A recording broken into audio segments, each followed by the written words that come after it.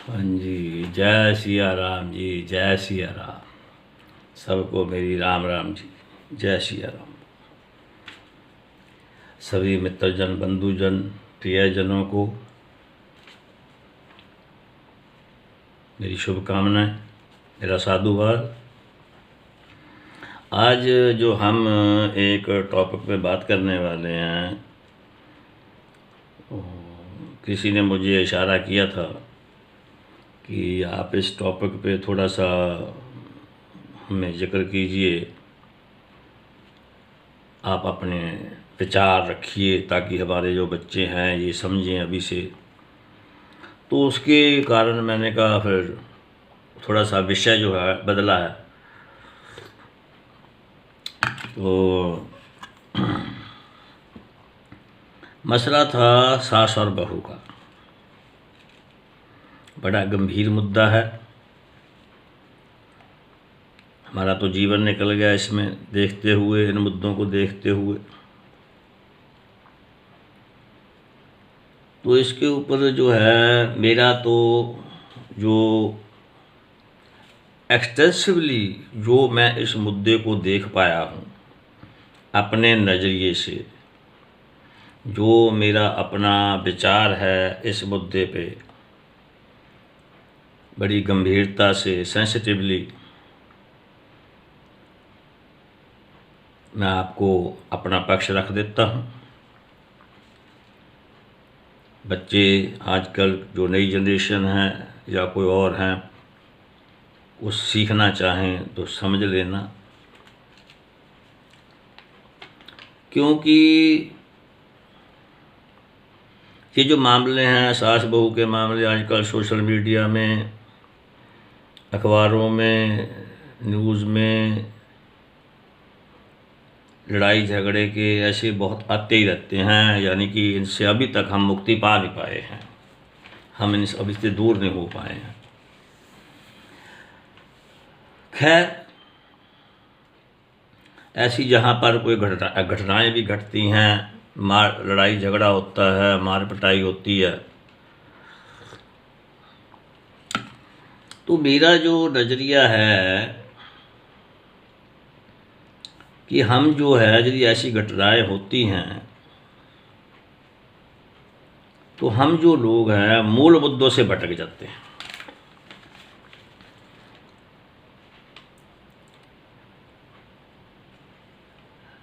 और इन मूल परेशानियों से जो की अपेक्षा है, जो वधू पक्ष के लोग होते हैं वो या तो फिर दहेज का बहाना करते हैं या कोई और ऐसे बहाने करके वो चाहते हैं कि सजा पक्ष को सज़ा दिलवाई जाए और वो उसको टॉर्चर करके या अपने मन की वो संतुष्टि करना चाहते हैं। लेकिन कभी कभी ठोस प्रमाण नहीं होते तो उसके अंदर जो है, आजकल तो घरों में कैमरा लग गया, उसके अंदर हर चीज़ रिकॉर्ड हो जाती है। तो जो है जो वर पक्ष के बच्चे हैं, वो लोग हैं, सास ससुर हैं, वो बाइज्जत बरी हो जाते हैं। तो फिर वहाँ एक और सवाल खड़ा हो जाता है। वो सवाल खड़ा हो जाता है कि महिलाओं पर वो अत्याचार है, फिर अन्याय का हो जाता है, शोषण का हो जाता है। फिर उसके लिए आंदोलन शुरू हो जाते हैं, समाज लगे जाते हैं, बुद्धिजीवी लेख लिखते हैं, तो नेता भाषण देते हैं, टीवी पे डिबेट आती रहती है। तो अब मैं बात करने लगा हूँ जहाँ तक खैर मुझे माफ़ करना, मेरे से कोई गलती हो जाए तो क्षमा करना। मुद्दा ऐसा है, सेंसिटिव मुद्दा है, संवेदनशील मुद्दा है, तो मेरा अपना पक्ष है। आप अच्छा लगे तो ठीक, ना लगे तो मुझे माफ़ करना। क्योंकि मेरा ऐसा मानना है कि जहाँ तक सास का सवाल है, कि आज के समाज में जितनी बदनाम सास हो चुकी है उतना ही शायद कोई हुआ होगा। बहू से सास बनते ही वह बदनाम हो जाती है।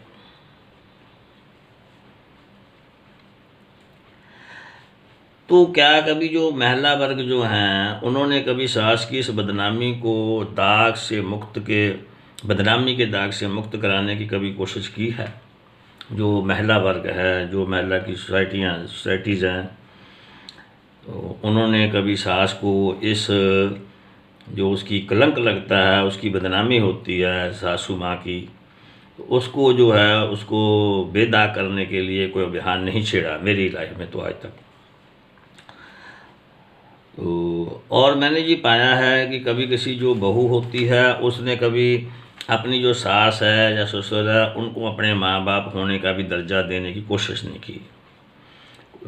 बाकी अच्छे लोग देते हैं, ऐसी कोई बात नहीं है, मैं और मुद्दे पे बात कर रहा हूँ, जहाँ झगड़े होते हैं मैं वहाँ की बात कर रहा हूँ, बाकियों के लिए नहीं है आज का मेरा प्रसंग।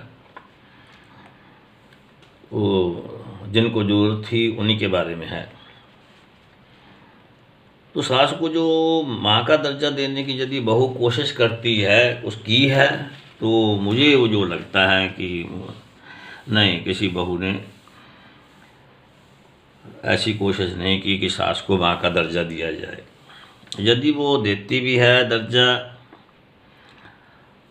तो ऐसी कोई सास मेरे हिसाब से कोई निर्दयी नहीं होती कि जो अपनी बहू को तंग करने का ख्याल रखती हो।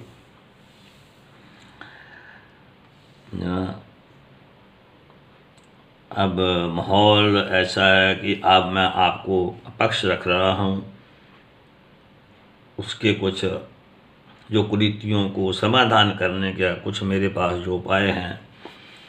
काफ़ी पुराने साल पहले मैंने एक आर्टिकल भी लिखा था। तो मैं तो ये कहता हूँ कि यदि जो बहू है वो सास के साथ अधिक तर्क वितर्क करती है और उस घर के जो पुराने मेन मुद्दा जहाँ से शुरू होता है, जो घर के जो मेन मुद्दे होते हैं, उस घर के जो पुराने रीति रिवाज होते हैं और उनकी जो अपनी मान्यताएं होती हैं, पुराने रीति रिवाजों की अपने आदर्श होते हैं, उनके अपने मान्यताएं होती हैं, कल्चर होता है अपना, तो वो उस घर के जो रीति रिवाजों को अब लड़कियां जो हैं, जो बहू है, वो उसको फूहड़ पर बांधती है, ढोंग मारने लग जाती है कि फूहड़ पाना ढोंग है, कुछ नहीं है, वो आधुनिकता के दौर में है। तो निश्चय उन चीज़ों से सास का दिल दुखता है। तो इससे ऊपर जो सास के जो प्रिय खाद्य पदार्थ हैं, जो जो उन्होंने जो अपना जीवन में खाना पीना खाया है, उनकी तो रूटीन वही रहेगी ना।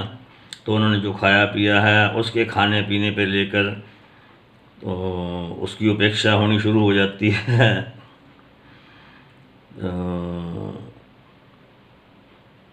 वो उसके ऊपर और जलती पर घी का काम करता है।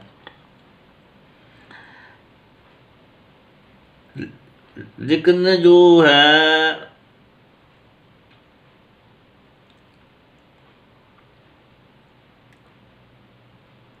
बहू जो है वो अपने पति को तो परमेश्वर मानती है, क्योंकि उससे तो प्यार करती है, उसके साथ शादी हुई है उसकी। लेकिन जो पति की माँ है या बाप है, उनको वो परमेश्वर मानना पसंद नहीं करती। वो कहती है मेरा पति ही है, और इसके जो माँ बाप हैं वो जो है उनको वो उनकी उपेक्षा करने की शुरू कर देती है। और उसको नठल्ला ही समझना, जब सोचती है सास वो माँ सोचती है कि मेरी सेवा करेगी, मेरी बच्ची आएगी, मेरी बेटी आएगी, मेरी बहू आएगी, तो वो कहती है चलो थोड़ा आराम कर लूँ, तो वो उसको समझती है नठल्ली है, कामचोर है, तो ऐसा वो समझने लगती है। और उसको फिर आधुनिक ज़माने की कलाएँ से वो समझाने लगती है, कभी उससे बात करो, इससे बात करो, मेरी माँ से बात करो, मेरी मौसी से बात करो, मौसा से, अब रिश्तेदारों से। ये ऐसे छोटी छोटी बातों से जो घर का जो वातावरण है वो धीरे धीरे दूषित होने लग जाता है। तो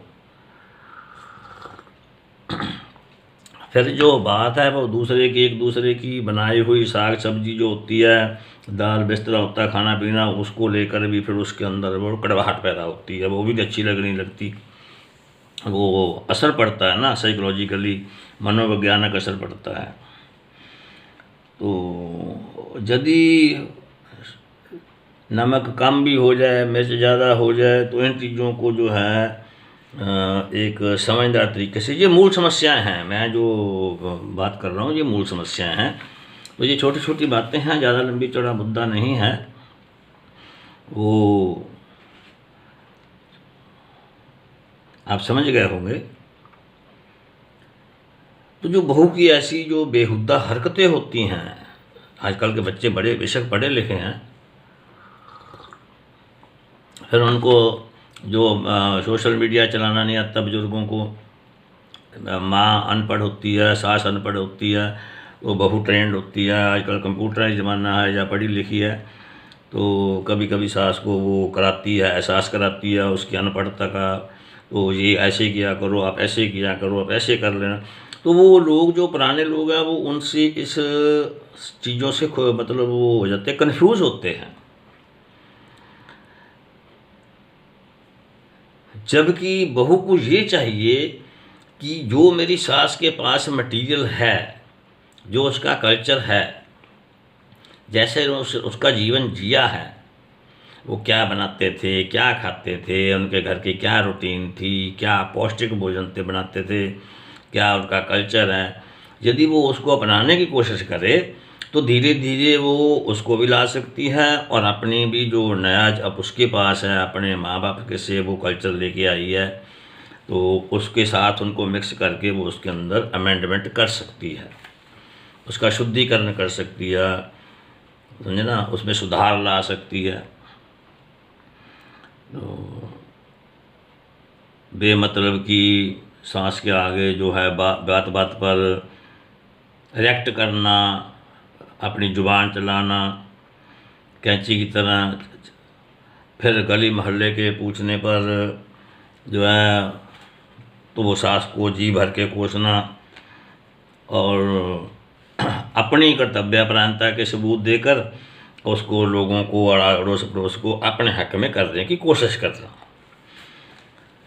तो आखिर में फिर सवाल आके ठहर जाता है दहेज पे, बात यहाँ तक आ जाती है।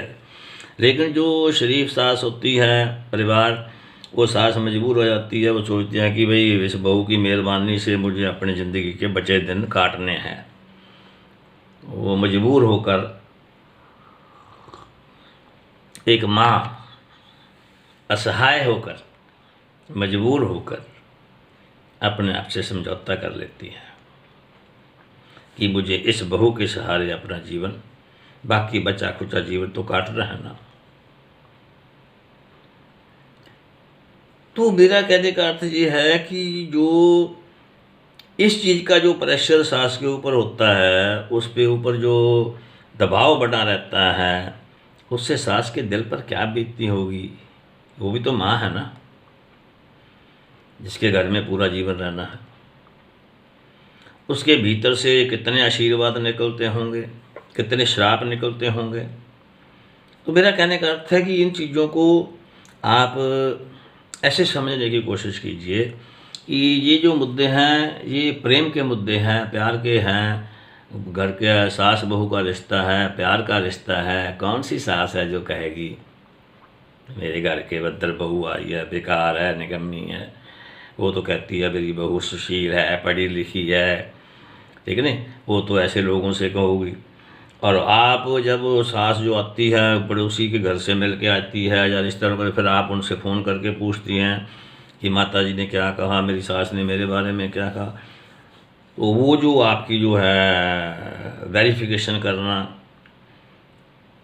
वो भी एक और गलत चीज़ है। जबकि ये समय होता है कि दूसरे के घर में आए हो तो आप एक नया कल्चर सीखिए, समझे ना। अपने जीवन को एक नई स्टेयरकेस बांध के कि मैं इधर से उतरी हूँ, अपने माँ बाप के इधर से घर से उतरी हूँ, अब दूसरी सीढ़ी चढ़नी है जीवन की, ये नया जन्म है मेरा। अभी शादी हुई है, बहू आएगी, बच्चे होंगे, परिवार सेटअप करना है या प्लान करने हैं। और उन दोनों चीज़ों के अंदर जो पति होता है वो घुन की तरह पिसता रहता है। वो कहता है वो क्या क्या कर सकता है। मैंने जो हालात देखे हैं लोगों के, बहुत डेंजरस हालात हैं जो शरीफ बच्चे हैं उनके लिए मेरे मन के अंदर बहुत दर्द है। वो फंसे हुए हैं कई ऐसे लोग जिनको मैं जानता हूँ भी, जाती तौर पे भी जानता हूँ, लेकिन किया कुछ नहीं जा सकता। जबकि बहू को चाहिए कि वो उसको सास को जो है अपना सम्मान दे जितना वो पति को देती है। वो कभी उसको एहसास ना होने दे कि वो उस घर की बहू है, बल्कि उनकी बेटी बन के उनकी सेवा करे और ख़रीदारी में हर बात में उसकी अपनी सास की राय ले। हर चीज़ में क्या लाना है क्या नहीं लाना है ना। और सास कहाँ जाती है कहाँ आती है उस पर नज़र रखना गलत चीज़ है। हाँ, यदि कोई मान लो कोई सास को किसी चीज़ में रुचि नहीं है तो आप जो है उस सास को उसके गुण और उपयोग बताकर, क्योंकि नई पीढ़ी के हैं, उसको अपनी जो सही दिशा पे लेके आइए, सही मार्ग पे लेके आइए। और उनके आना जाना जो है, जो किसी के घर आना जाना है उसके बाद ठीक नहीं है। और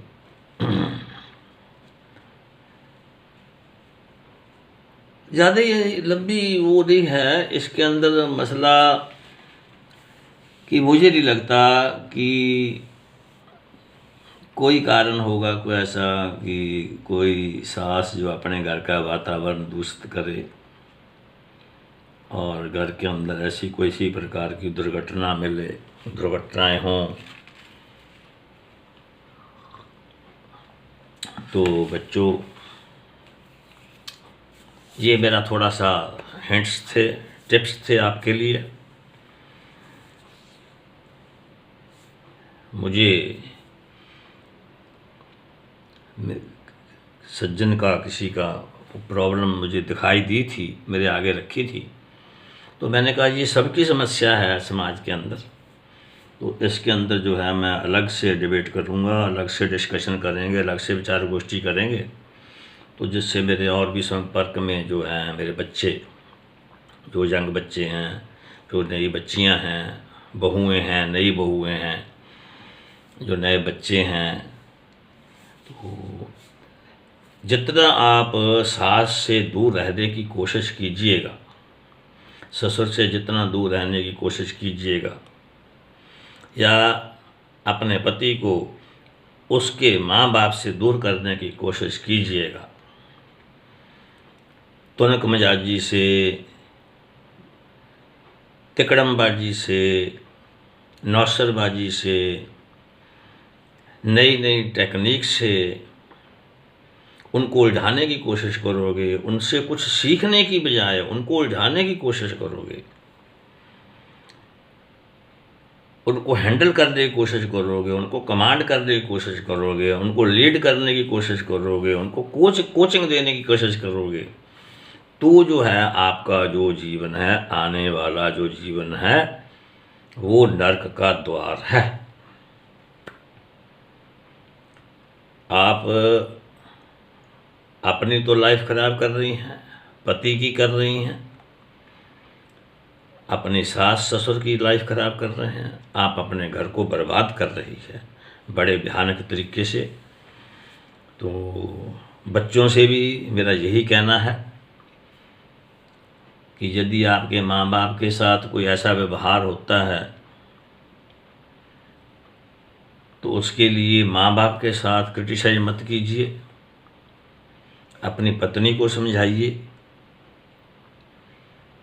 क्योंकि आजकल बच्चे जो हैं उनके पास जो है, जो हमारी जो मूल संस्कृति है, क्योंकि एक तो शादी जो हो रही है आजकल, शादियां जो हो रही हैं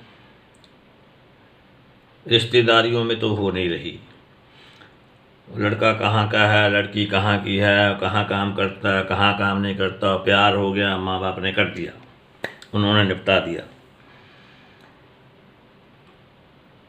लेकिन मुझे कहने में कोई गुरेज नहीं है, जब आपके कल्चर में कोई दूसरा कल्चर आता है, और मैं उसको सोशल नहीं मानता।